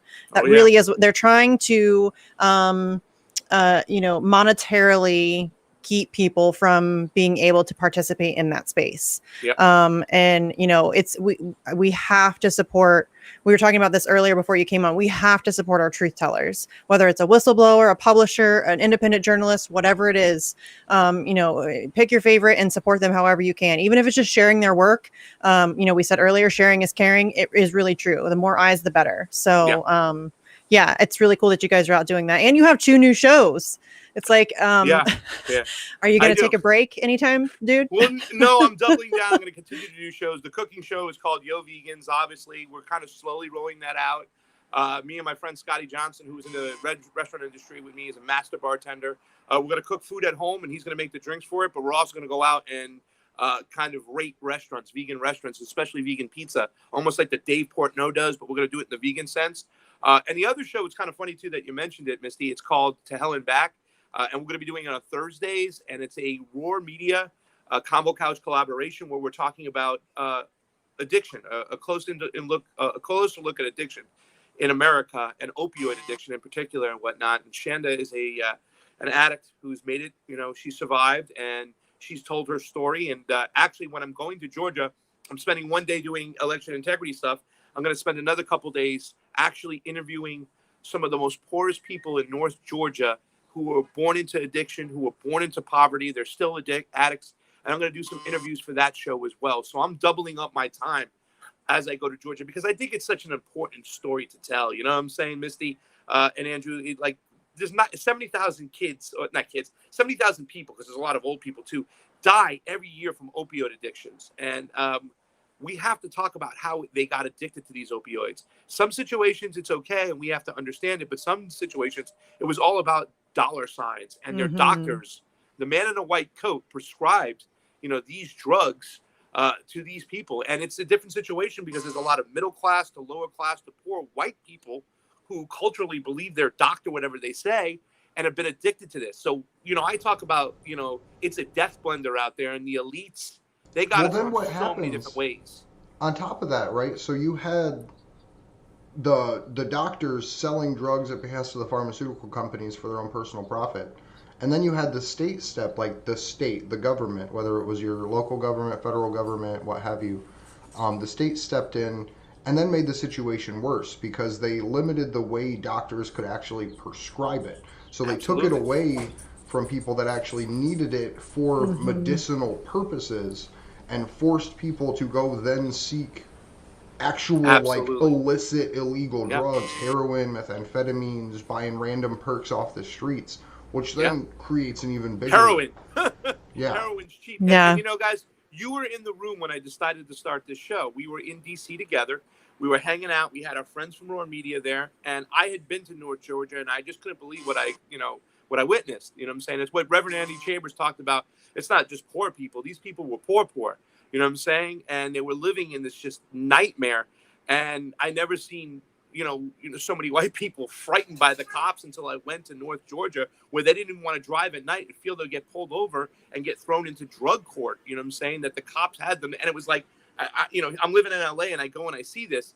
And then we were in the room and Shanda was talking about withdrawals and the pain of withdrawals. It was just one of those moments in my life. I'd already talked to people about this situation, but when she talked about how painful and how much hell the withdrawals are, something just clicked. And I said, Shanda, we got to do this show together because we got to get this out there. Because like you said, Andrew, they get addicted to this stuff. And then now the rug is pulled out from underneath them, or it's also pulled out from underneath them for financial reasons, right? That the insurance runs out, or they can't do this, and the pain management is. And now you got an addict, that was created by the whole, medical system. And what do? What do these people seek out? Well, they seek out whatever they heroin. Fucking can. Yes. Because you're right. Withdrawal is fucking painful. And I don't know anybody that would want to voluntarily go through that unassisted, without some help, without some support, without, you know what I mean? Like it's really brutal. Somebody in the comments, Sky Caswell, said that you guys should interview Aaron Matei's dad. I second that. And you should also, I don't know if the guy does interviews, but there's a really amazing documentary. I think it's called The Pharmacist. And it's about this guy, he's a pharmacist and his kid ends up addicted to drugs and whatever. He ends up dying, and his dad goes on like this crazy he's obsessed. But it's a really excellent documentary. I don't know if he does interviews, but that would be a fascinating conversation with him because that dude went to war with these people. He really did. No, I know. You got me to look into that. Shannon knows about it. We were talking about it. I'd love to interview Aaron Matei's dad. I don't know if Aaron Matei is still mad at me for the little spout we had about elections online, but if he wants to, I'll try to reach out. I tried to reach out to Aaron before, I got no response back.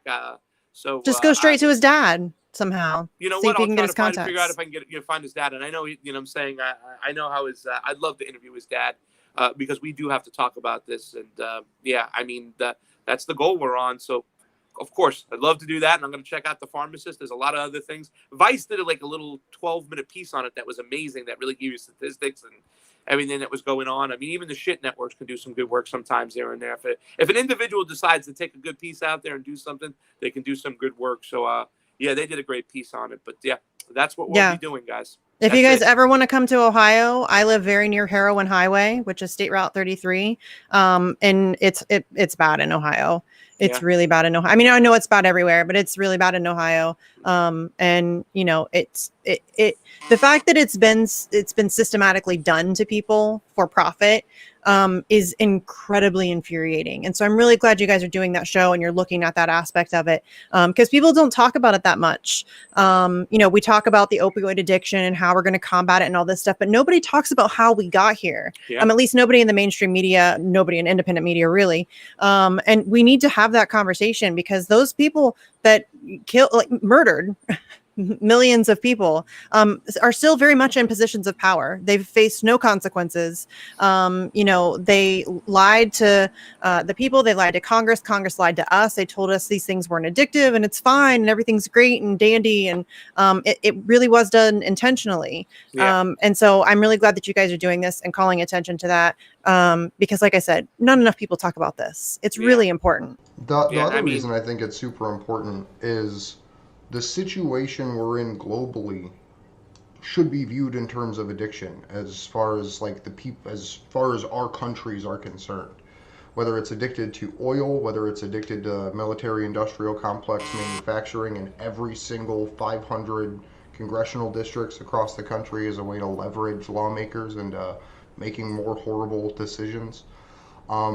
It's addiction to consumerism. There's that. Yeah. And what we have to talk through is literally like national withdrawal of this military industrial money, of the money from big oil, because it's something that is literally pulsing through our nation's veins and not even at this point slowly killing us, but has almost reached the point of where as a nation we're terminal. I think we need to withdraw from the mindset too, Andrew, that we're at, the program that's really seeped in. We talk about it all the time. Johnny talks about Empire Education.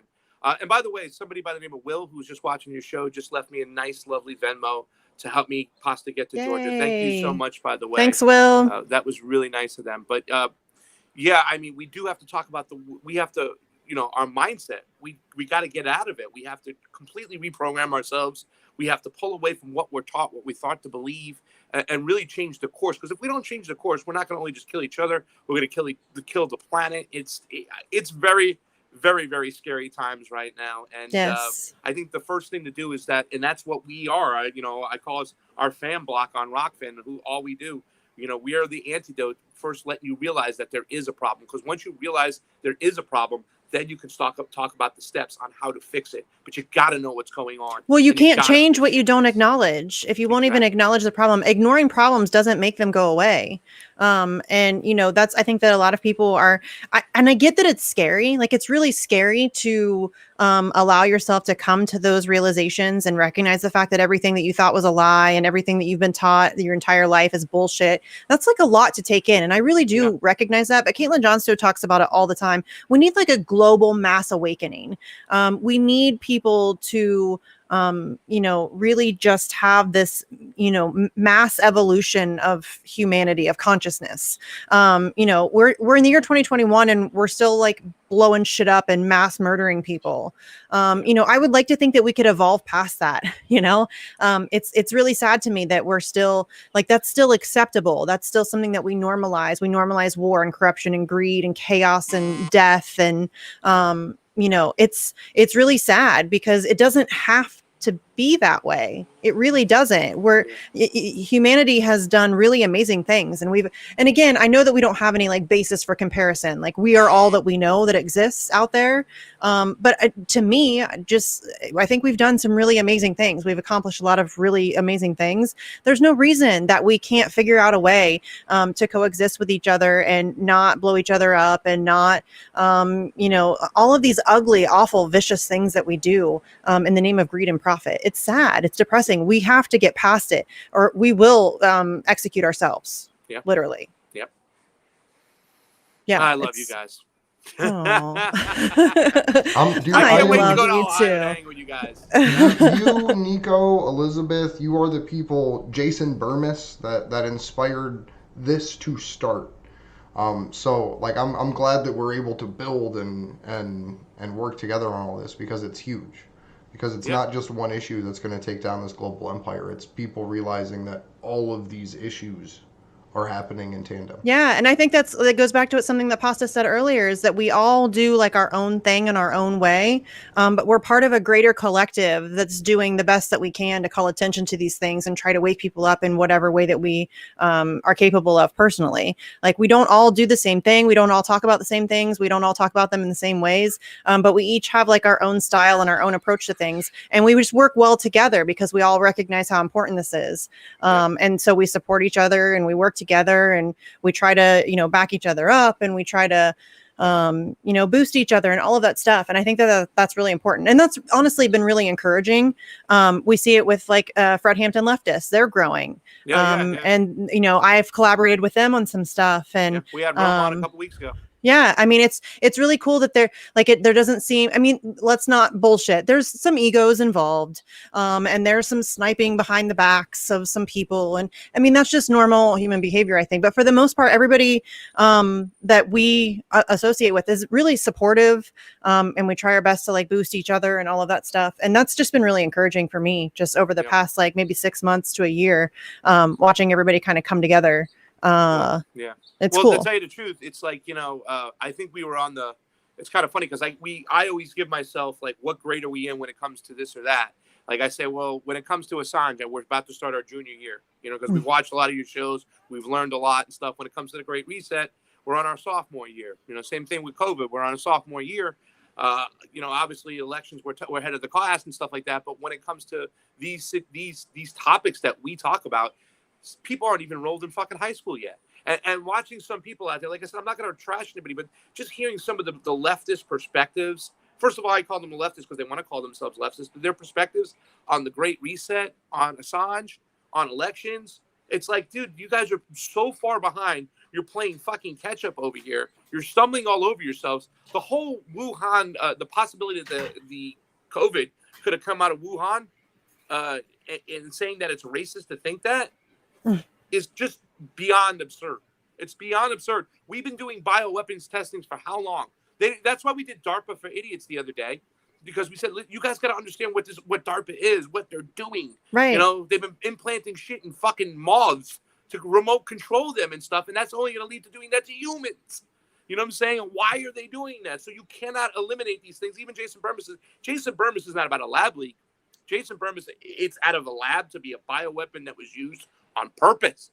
But the fact is, you cannot eliminate that from your thought process if you understand what DARPA's been doing for years, if you've been following the money, how Fauci has been funding gain of function. I mean, it's just, if you factor in all these things that people have been talking about for over a year and getting censored for talking about, then you cannot eliminate these thought processes from the equation.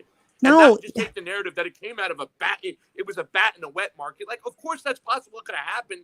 But if you take that as fact, and you don't factor in those other things, you're doing no justice to anybody. Well, and anything that you think that your government might be capable of, multiply that by like 1 million, and you may be getting kind of close. I mean, It's not like we don't. Look at the thing we talked about this a little bit earlier with Elizabeth, but look at the things that we know for sure our government has done and is capable of doing. That's just the stuff that we know. Yeah. I mean, do you guys really think that they aren't capable of? I mean, just the most heinous, like things that you are probably not even able to conceive of. They are doing on a daily basis. That's not bullshit. That's not like hyperbole. That's not a conspiracy theory. That's just reality. I think it was JFK that said, when the American people are faced with the truth of what's actually going on, it's like I fucking can't remember the term, but essentially that what's happening is so heinous that when faced with all of the facts, American people will fail to comprehend the conspiracy. Yeah, hold on. My favorite thing ever is when people say, "Oh, come on, that's a conspiracy theory. That's crazy. They would never do that." This is my favorite. When I hear someone say the government would never do that, and then all these things that we know for fucking sure they've absolutely done. Where's Paperclip? Is his hand up? No, I don't think that's on here. But this is just like seriously, this is just like 1, 2, 3, 4, 5, like 7 or 8 things that we know for absolutely sure. Yeah. And that doesn't even scratch the surface. And that's just fix elections, Misty. Sorry, Oh, they can't don't fix get me elections, started. Mindy. Dude, some on, Mindy. unbelievably, like, people who are otherwise intelligent human beings who before 2020 were very well aware of the fact that if an election takes place in the United States of America, it's not a real election, are suddenly like, our elections are the safest thing ever, and how dare you, you're crazy, you're a conspiracy theorist, why do you support Trump? It's so fucking depressing. It really is, like. And it doesn't like questioning the integrity of the election doesn't mean that A, I wanted Trump to win, or B, that I think it was stolen from him. And like, that's definitely a possibility. But all I know, just looking at it objectively, is if the election took place in this country, it was bullshit. Yeah. I don't think that anybody should be able to debate that. It's not up for fucking debate. It's just not. Like, that's reality. That's the world that we live in. Our elections are a joke. They are a joke. It's a joke. Yeah. And people kind of like just make decisions based upon, well, that makes sense. Like the thing about it is, it's so funny when you hear them saying, oh, serious elections, they were corrupt and whatnot. They never give you reasons on why. They don't say, well, there was too many adjudicated ballots here. There was a bunch of other unmarked ballots over there. Watchers were kicked out of the room. There was a spike in the whole voting pattern and whatnot, which is like how election integrity activists actually start to spot things. It's like they don't tell you any of that stuff, but people go, well, it makes sense that Bashar al-Assad would steal his election. So yeah, I'm going to believe that. They don't present 1 ounce of credibility. Meanwhile, when you have a situation where there's ample amount of evidence that something could be going on, like you said, what I'm saying, they don't even factor that into, well, no, it makes sense that that many votes would come in for Joe Biden because everybody hates Donald Trump. It's like, no, that's like ridiculous. In fact, some of the ways that he caught up, it's more likely that you would get struck by lightning while cashing a lottery ticket than Joe Biden catching up to Donald Trump in those areas. And the thing about it is that progressives are standing by these ways, and it's the same ways they use to cheat them on a regular basis. Oh. They can't call balls and strikes. They lack the ability to say, I can't be a hypocrite, and just the fact that I hate Donald Trump, this is still wrong. Let's change the framework of our elections. Let's go. But here's the thing too, as well. It's like, what part do the Republicans play? Because a lot of the election integrity stuff that they're coming up with, there's some solid things like, okay, we have to have identifications on absentee ballots, but why aren't you saying let's eliminate proprietary secret software in the whole state? Because they all benefit it. It's a big club. Have you seen Burmis's piece on signature reduction and the secret U.S. military? What about that? Have you guys seen Burmis's piece that he made on signature reduction and the domestic private military here in the U.S.? No. I didn't see that, but I believe he gave me an article from Newsweek about Andy Jacobson about the whole signature reduction. He basically he just reads the article. I dropped the link in chat for everyone. Yeah. I'll send it to you. I started reading the article. It's a freaking book. Yeah, but essentially, because this just adds up to this horribleness and everything that we're seeing with election integrity issues and all of this. Right, so signature reduction is a term that's used to talk about special access I was like, what the programs. fuck is that? Sorry about that, Andrew. You're going to have to say it again because the parrots, we have the Pasadena parrots. Years ago, they're going off. They escaped and they just fly It's around those robo-parrots. Those are the DARPA parrots. These are the DARPA parrots. I'm getting out of here. Sorry, but no, so signature reduction is the U.S. military's clandestine, which means domestic operations. And it basically refers to them as the term special access programs, which is like classified version of classified information.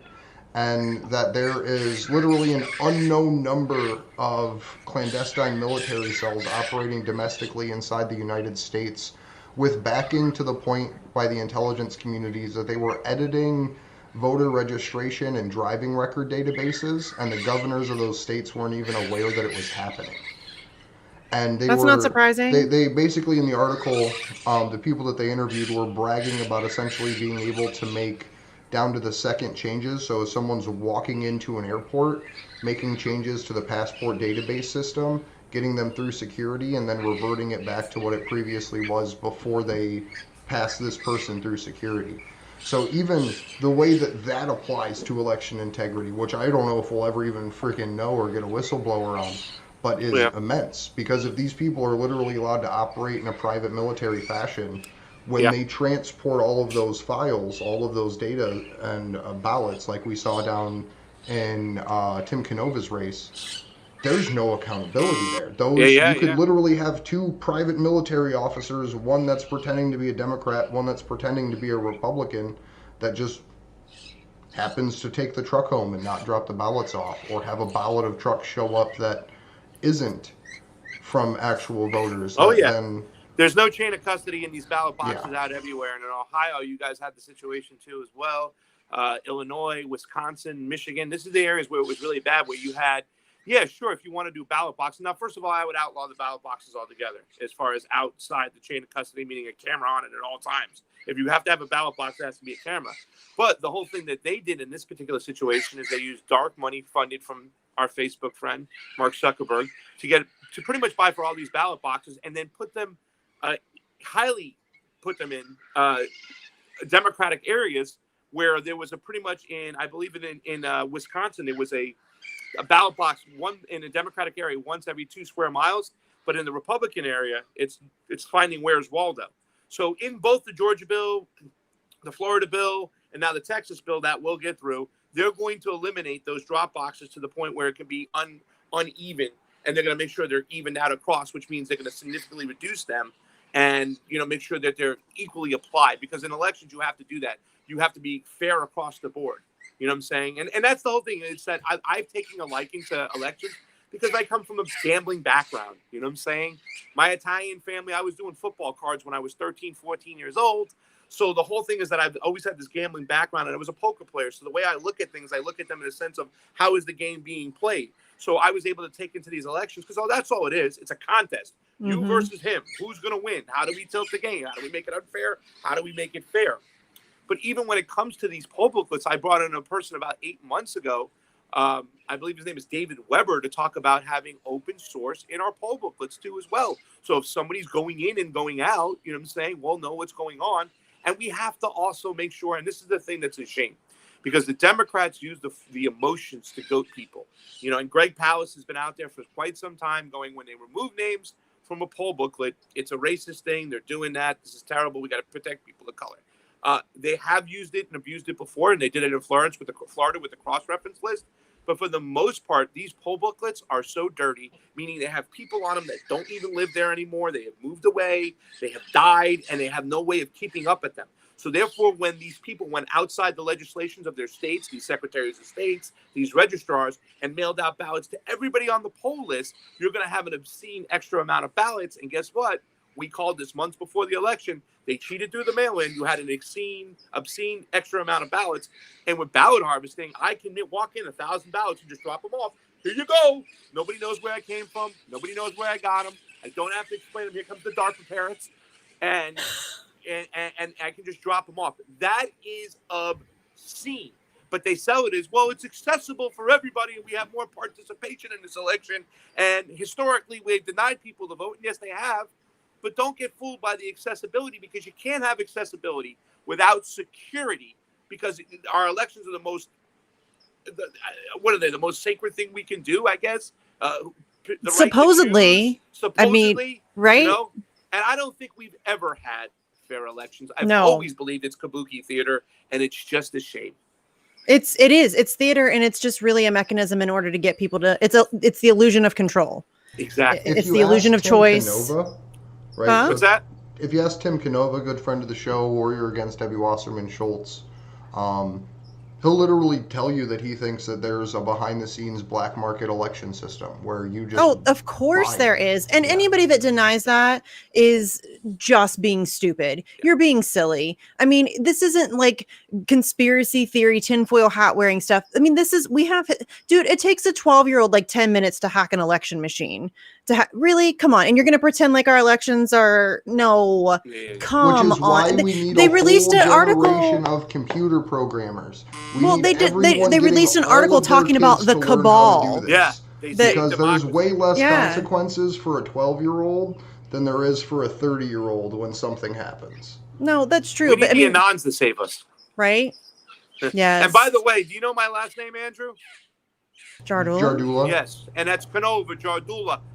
Tim Canova and I break bread together. We had Christmas dinner together. He came over and ate with me. We're close friends. I love Tim Canova. I don't agree with He him is on one of the everything. people Yeah. that I use as like a guiding light, at least while he was running. Like, if there was a candidate. Ended there, or do you want to try to get back on? We just reconnected. We're reconnected? Yeah, we It's just gonna be a reconnected. separate Sorry, we stream? were talking about Tim Canova, everybody. And the world fell apart. YouTube doesn't, Hi, or Tim. OBS doesn't let you talk about Tim Canova. Timmy Tim. Yeah. Yeah. Okay. Anyways, we do need to close out though. Shirt, So by the way, if you guys want them, I got a few extra Tim Canova shirts. I'll send them to you. all right. Listen, I have a t-shirt addiction.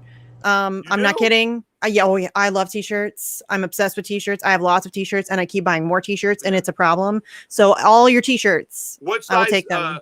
men's shirts do you wear? Do you wear any men's shirts? Probably Cut them up? medium. Okay, because I have one men's medium of the Action for Assange shirts I did in black that you guys didn't do, and I sent some out and everything like that. But I have one left, and it's a medium, and it's a little bit too tight on Johnny. Okay. So I'll send it to you. Shoot me your address with one stuff. But Okay. if you tell anybody really that we just had somebody help me out on Venmo, if they go to my Twitter and a Cash App, Venmo, anything like that, I would really, really appreciate it. Everything will help out. It really sucks that we're getting demonetized by YouTube. Like I said, they took away 1/3 of our salary. And just imagine, we've been doing this for almost 3 years. We were working our ass off to get to the point where we said we want to just do this full time. But like you said, Mindy, they don't want us doing that, right? They want us not doing this. They want you working other jobs. They want you consumed with other things, so you cannot concentrate on what we're doing and stuff like that. Because if we concentrate and we do the work we can do, that's going to change minds, and that is no bueno for the elites who are pulling those strings. 100%. I dropped your support link into chat. It booted us, so I don't know if we have a new chat window or not, but I threw it out there for everybody. I tweeted it. Yeah. I'll keep tweeting it. Everybody just, make sure you go support Convo Couch, support independent journalists and media in general. It's more important now than ever. It's always been important, but I mean, we're this close to losing it all, you guys. I know that sounds dramatic, but we really are this close to losing it all. We are. So we have to combat propaganda, and the fight for narrative control is so important. So yeah, make sure you support Pasta going to Georgia, Fee going to Peru. That's awesome. It's super cool that'll be our first MCSE fam who's going to be going international. So that's super exciting, doing big things. I'm really excited for your 2 new shows. So everybody check out the cooking show. What's it called again? Yo Vegans. Yo Vegans. I'm no pasta. Yo Vegans. Yo Vegans. So that's and to cool. Hell and Back is the And to other Hell one. and Back. I'm really excited about that. I mean, I'm excited about both of them. I'm so excited you slapped your microphone.